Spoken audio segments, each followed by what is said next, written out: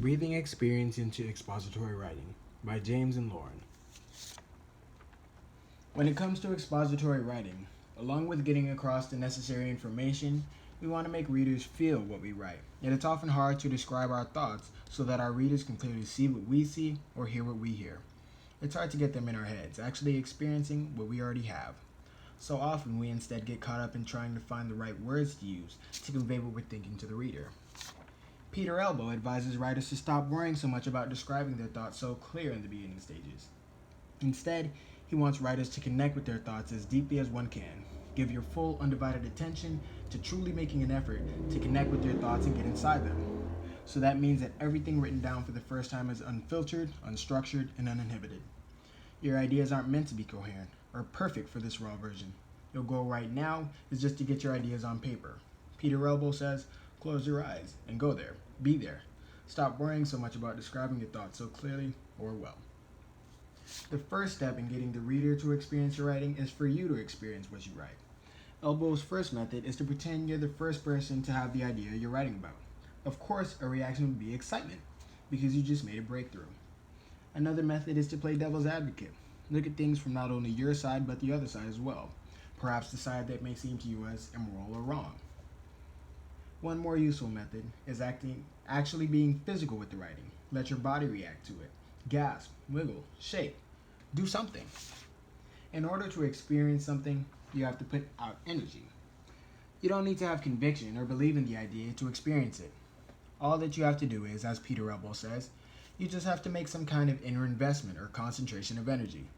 To be able to accomplish this, you need to have one thing: effort. Let's use an example. You're thinking back to last week when you had this really great idea. Usually we would write using the memory of last week's idea because it's easier than actually putting in effort or trying to put yourself back in last week's mindset so that that particular train of thought can continue.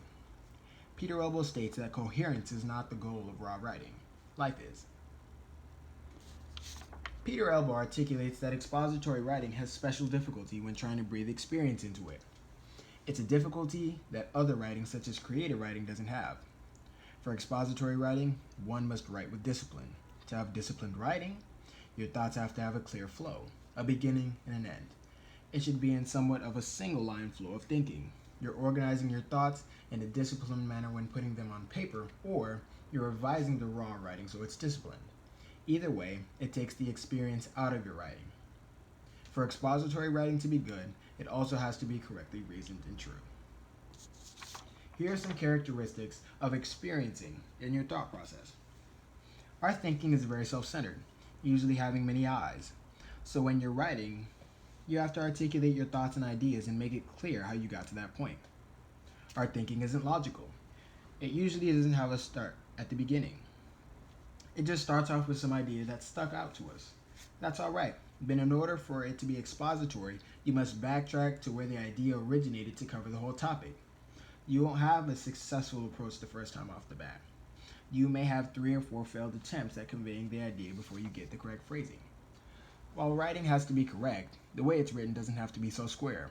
The style and structure of the writing can resemble more of a conversation in terms of flow, instead of some blueprint or formula that has to be followed. Realize the goal is to get people to understand, yet don't limit yourself. Write with some freedom. When you're trying to breathe experience into your writing, you're trying to achieve 2 goals which conflict with each other. To get experience in your writing, it usually isn't structured well, doesn't have a flow, and isn't logical. We clarify and remove things that don't make sense. Yet in doing this, we usually remove all the energy and experience from the writing. This leaves not only our words, but subsequently our ideas dead. Sometimes that might mean having to go back and rephrase things to put the feeling back in, yet retaining some of that structure. This is a back and forth process that results in not complete experience being relayed and not complete structure or logic to our writing, but a nice medium of both. Get creative with it. Give yourself pep talks and motivation. Be like, you got this, baby. I can feel them now. It may be a little weird or cheesy, but it'll work. If you're writing about someone else's ideas, visualize and pretend to be that person. Pretend that those ideas are your ideas. You won't get better at this unless you practice. So practice every opportunity you get.